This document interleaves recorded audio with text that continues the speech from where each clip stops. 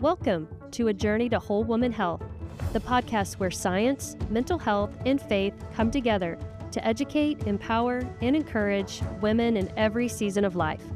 We are your hosts, Dr. Jamie Irwin, board-certified OBGYN, and Dr. Mary Catherine Nader, licensed professional counselor with a PhD in counselor education and supervision. Jamie and I have been friends for over 30 years. Each week, we explore the intersection of body, mind, and soul, bringing you evidence-based medicine, meaningful conversations about mental health, and stories that remind us we're not alone on the journey. So take a deep breath, settle in, and let's begin the journey. Welcome back. It's another Wednesday. We're here to journey together. We have our pink on, doing things to take care of ourselves as women. And today we're talking about a really exciting and important topic, and it's the topic of forgiveness. Forgiveness. Okay, let's get right in. We've had a lot of feedback that you love, listeners, you love kind of our conversational approach. You plug us into your ears when you're going out for a walk, and you may feel like you're just sitting down with us having a cup of coffee. Which we love. I mean, and that's what we're doing. That's what we're doing. We're having a little coffee talk. So, it's Dr. Irwin, board-certified OBGYN, and Dr. Mary Catherine Nader, therapist, and forgiveness is where we're at today. Why do we need to talk about this, Mary Catherine? I think that forgiveness is such a big part of our lives. I mean, as Christians, it's something we hear a lot about, and we're called to. But there's a lot of misconceptions about forgiveness, and then people aren't really sure how to forgive. What are the steps? How do I do that? So I want to kind of highlight one of my favorite theories today. I actually got to take a whole class in graduate school on forgiveness, a whole semester long. Wow. A lot of people don't realize there's lots of theories on forgiveness. There's people who just study forgiveness. It really is a fascinating and a big topic. Mm-hmm. So hopefully today this will just kind of give a brief intro for people to just recognize what it is and what it looks like and what it's not. I'm ready to learn, because that's shocking to me that you could spend a whole semester on forgiveness. Obviously, it's important. Sure. Do you think a lot of people struggle with it? Oh, definitely. I mean, whether it's forgiving someone else, whether it's forgiving ourselves. I hadn't thought about that. Yeah. I mean, forgiveness can play a huge role in lots of different areas of our life, whether it's affecting sometimes anxiety or trauma or grief, depression. So it feeds into all of it? Oh, for sure. Definitely. It can have an effect on all of those different things and on relationships. Yeah. You know, whether it's the current relationship you're in, or unforgiveness can affect future relationships that you're entering into. Okay. We're here to learn. So what is forgiveness not? Okay. Let's start there. Sure. What is not forgiveness? What is not forgiveness? So I think forgiveness is not justifying what happened. Forgiveness is not saying that what happened is okay. It's not excusing it. It's not saying there won't be a consequence. It actually, if there wasn't something that was offensive that happened, there's no need for forgiveness. So really, one of the first steps of forgiveness is just acknowledging, what is it you are forgiving? What was the wrongdoing? Because if there wasn't a wrongdoing, there's no point in going forward in forgiveness. There's nothing to forgive. Mm-hmm. So forgiveness is not just moving forward. Okay. It's also not forgive and forget. I think that is said a lot. It is not in the Bible. Okay. Nowhere. You know, God, as far as the East is from the West, like taking that guilt from you. But if you've read the Bible, you'll recognize that there are a lot of stories about wrongdoing and things that were forgiven. Most of the Bible is a record of mistakes people have made that they were forgiven for, but they are written down. They're not forgotten. Interesting. So that forgive and forget is not true. We don't have to do that. That's not the standard. Well, it's not possible. And think about if a family member was murdered. You're not going to forget that you had that family member and that murder happened. Yeah. Not possible. So if you say forgive and forget, you're telling that person, that family, they can't forgive. And that's literally impossible. You can't forget that happened. Where did that phrase even come from? That would be an interesting study. I honestly don't know, but it's quoted a lot or stated a lot. And I have people tell me, I can never forgive because I can never forget that happened. And that's honestly true. Not that you can never forgive, but that you can't. There are a lot of things we can't and we shouldn't forget. Mm-hmm. For example, if it was something abusive, you have learned from that. You shouldn't return to it. There are changes that need to be made and consequences that maybe need to happen. So forgetting is actually not healthy in that circumstance. You need to remember in order to protect yourself in the future. Yes, that's right. So it's that change in perspective. It doesn't even always involve reconciliation, forgiveness. That's a separate topic, reconciliation. Okay. Forgiveness we'll get into more, but reconciliation, it's not always possible. Think about it. If it was a drive-by, a stranger, a wreck, somebody who's died, somebody you've never met, somebody who's now in jail, you're not going to reconcile with that person. And what do you mean by that? Like enter back into a healthy relationship with that person. Maybe you've never had a relationship with that person. Maybe that person isn't a safe person to be in a relationship with. Mm-hmm. That reconciliation is not always part of forgiveness. Okay. And that expectation, again, sometimes keeps people from forgiving because they think, I can never be in a relationship, whether physically they can't because that person has died or they're in jail or they don't know exactly who this person was that did this to them. They think, I can't forgive. And that's not true because it doesn't necessarily mean that you're going to move forward in reconciliation. And then I think the last myth that we have is that forgiveness depends on an apology or it depends on the other person who offended. And that's not true either. Forgiveness is our decision, our choice to forgive. It's us choosing to let go of and be set free from unforgiveness. We actually do it for ourselves. Does it have anything to do with the other person at all? It can if it leads to reconciliation, definitely. And definitely when that person is apologetic and, wanting to receive that forgiveness, then yes. But it's really, when we are choosing not to forgive or holding on to that resentment, the best metaphor that I've heard is it's like us drinking poison and expecting it to harm the other person. Like holding on to that is doing harm to us, and they're just going on with their life. Sometimes they don't even realize that we were offended by it, that we're holding on to it, that we're resentful of it. And unforgiveness, it can be poisonous for us, physically, mentally, emotionally. I mean, you can see people have such resentment, hold on to so much anger, and that spills out into other areas of their lives. And I'm not saying it's easy, but we can talk about that next. Yeah. Okay. So myths about it, what it's not. It really doesn't depend on someone else. Doesn't mean we have to reconcile. Okay. All right. Well, good. Well, how does this happen? And tell us more about these theories. I had no idea. Sure. There's multiple theories on forgiveness. I brought my favorite one that we can talk about, and it's by Dr. Everett Worthington. He has studied forgiveness and is just has a really great model called the REACH model. So he says the first thing to do is to recall. So recall the hurt. What, like we talked about earlier, what is it that actually you are forgiving? What is it that really offended you? Like really spend time recognizing what it was. And sometimes it wasn't just the event. Maybe it's what it really meant to you or how it hurt you.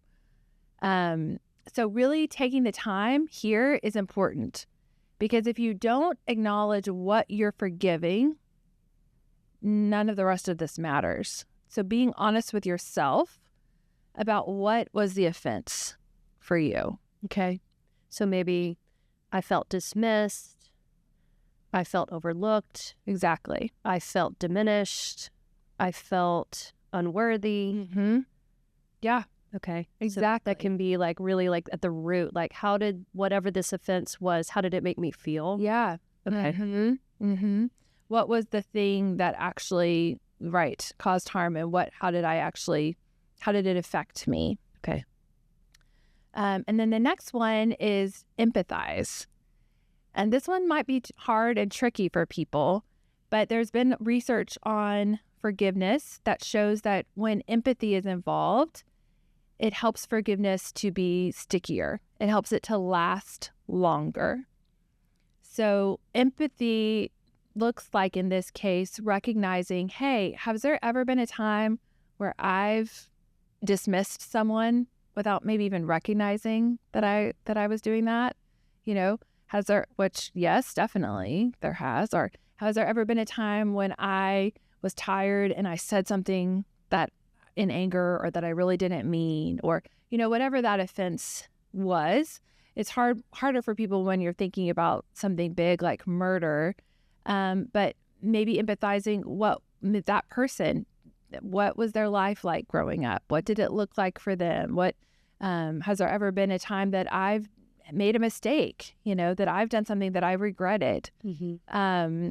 You can dig in a lot deeper there, but just really trying to think about times when you might have had a similar mistake or experience, and what could their perspective have been? Like maybe they didn't mean to dismiss me. They're just having a stressful day, or even like our previous podcast guest was sharing, you never know what's going on in someone's life. Yeah. Maybe the reason they're responding that way is they just found out that they had a miscarriage. Right. Or they just left the hospital and witnessed something really traumatic. Yeah. We never know what somebody's going through. That's true. We've talked about empathy on previous episodes. And so take us back there, the difference between empathy and sympathy. Sure.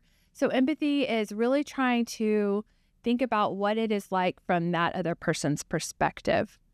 So not necessarily assuming, like we've talked about, that exactly what they're going through or feeling, but recognizing, hey, there's probably a lot more there that I don't know, and being open and curious to what could that be like for that person. Good. If we did more of that in general, don't you think the world would be a better place? Yes. Get out of ourselves and just try to think about others more. Yes. Yeah. For sure. Yeah. Okay. So we're in the reach theory. Mm-hmm. R was recall. E was empathy. Mm-hmm. What's next? So the next is altruistic gift, which really just means you are choosing to give them this gift. It's not something that they've earned. It's not something that they've done enough to get, and as Christians, this is a good one for us because we recognize, hey, we didn't earn God's forgiveness. Yeah. That was given to us. So choosing and recognizing sometimes makes it easier when you just say, hey, I am choosing to give this gift here. Even when they don't deserve it? Even when they don't deserve it. Because we receive that forgiveness even when we don't deserve it, right? Yeah, what can we do to earn that? Yeah. We don't have to earn God's love. Right. Yes. Yeah. And so to also think, there's a great story about Corrie ten Boom, who was a Holocaust survivor, sharing about forgiveness after in Germany, after surviving the Holocaust, after witnessing her sister dying in a concentration camp, and having a prison guard from that camp come forward who did not recognize her, but she obviously recognized. And that guard asked for forgiveness just as from being a guard, not recognizing that she had actually been in this guard's camp. And she says, I'm going to get it wrong, but you can read it. It's in one of her books, but she shares that she, who had just spoken about forgiveness, did not want to forgive this person. Yeah. And prayed, God, like, I'm going to extend my hand. Like this guard said, will you please forgive me? And stuck out his hand. And she said, God, that's all I can do. And extending her hand, felt that forgiveness, God's forgiveness, just flow through her, And then so as Christians, recognizing like this is a gift that's it's not ours even to give. Like God has given that forgiveness, and it's similar to what we've talked about before. God works through us, to extend that. We can't manufacture that forgiveness. We just can't. Yeah. So altruistic gift. Mm-hmm. Amazing. Yeah. So then the next one is just to commit, make the decision. And I think forgiveness, a lot of people might have the misperception of it's just this one and done. And for some things, maybe it is. But I think it's a lot more like grief, which we'll get into in a future episode. But it's a process, you know. You're going to forgive this. And then maybe if it's a person who's died, like you're going to have to forgive in a whole new way at that next birthday or at some future event. That doesn't mean you haven't forgiven. Just like grief, it doesn't mean you haven't grieved. It just means this is a new stage. This is a new part of that journey of forgiveness for you.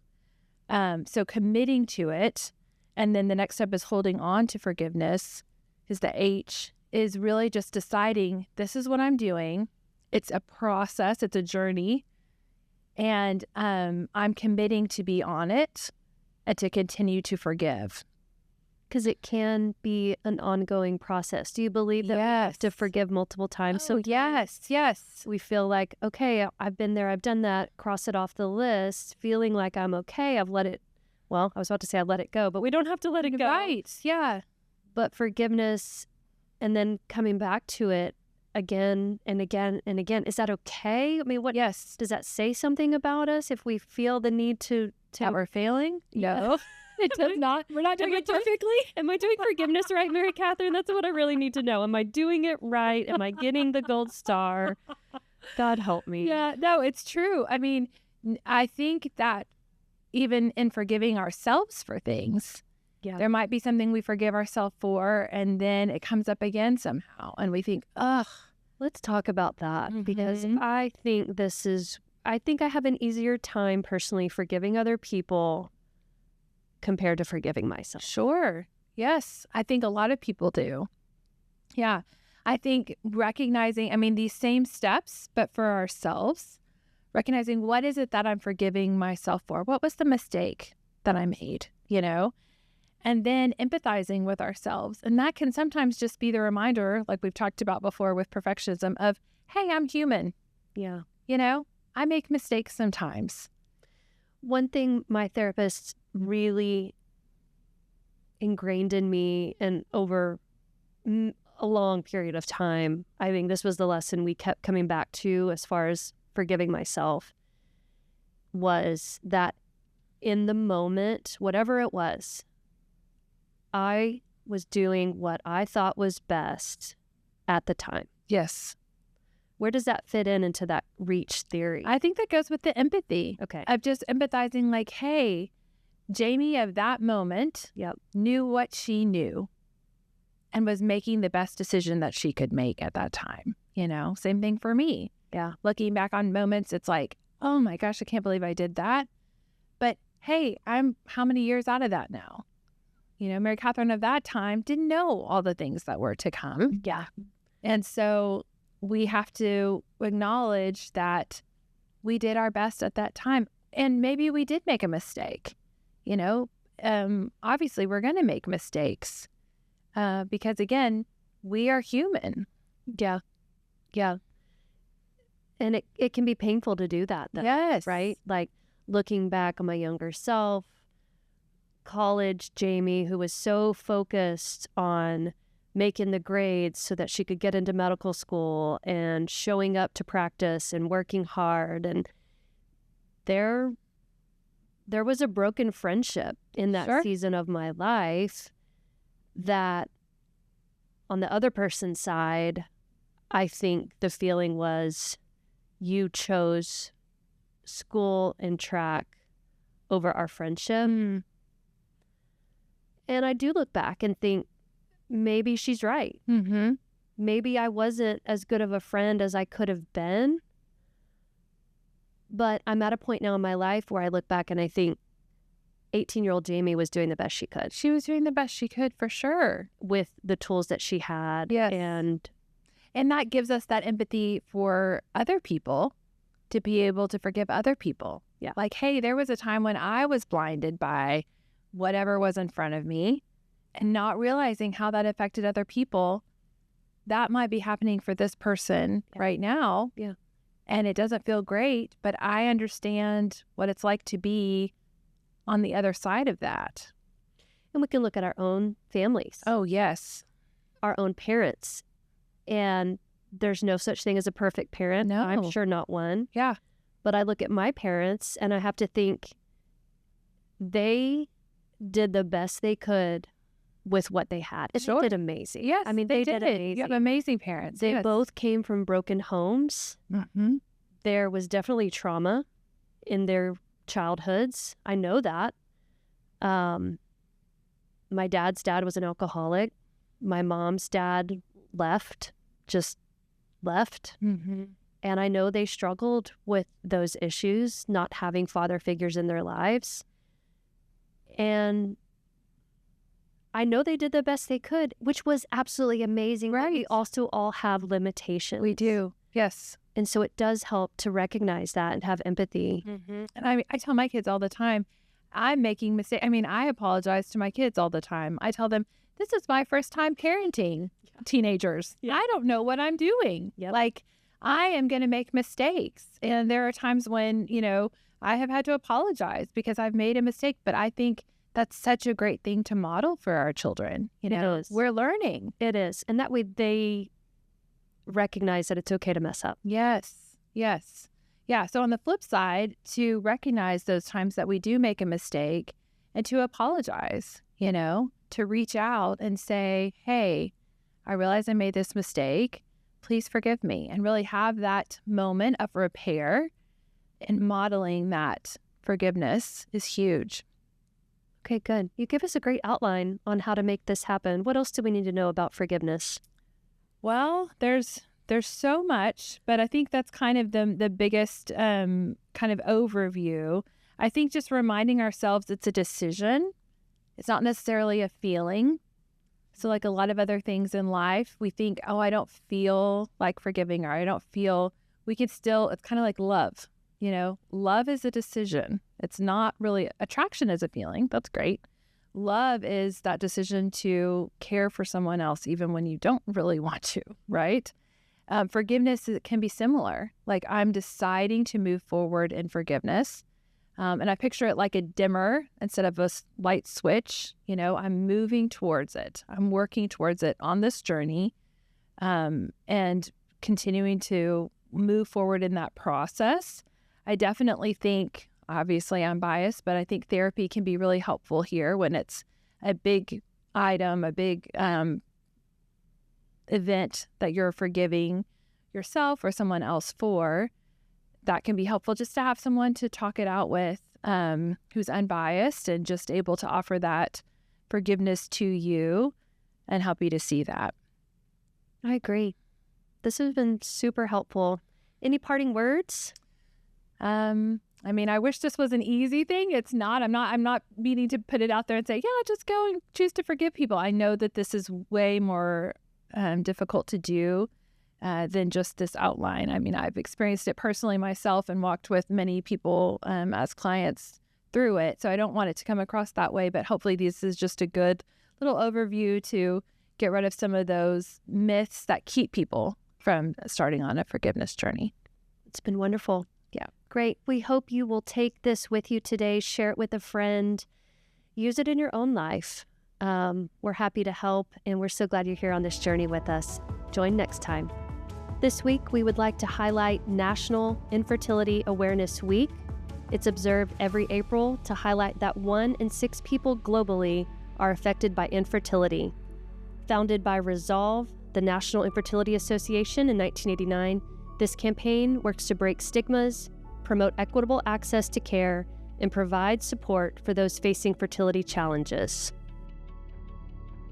Thank you for joining us on a journey to whole woman health. If this episode encouraged you, share it with a friend, leave a review, or subscribe so you don't miss future conversations. Remember, your questions matter, your health matters, and wholeness is a journey. Until next time. Now for the legal language. The information shared in this podcast is for educational purposes only and is not intended as medical or mental health advice. Listening to this podcast does not establish a doctor-patient or therapist-client relationship. Always consult your own qualified healthcare provider regarding any medical concerns.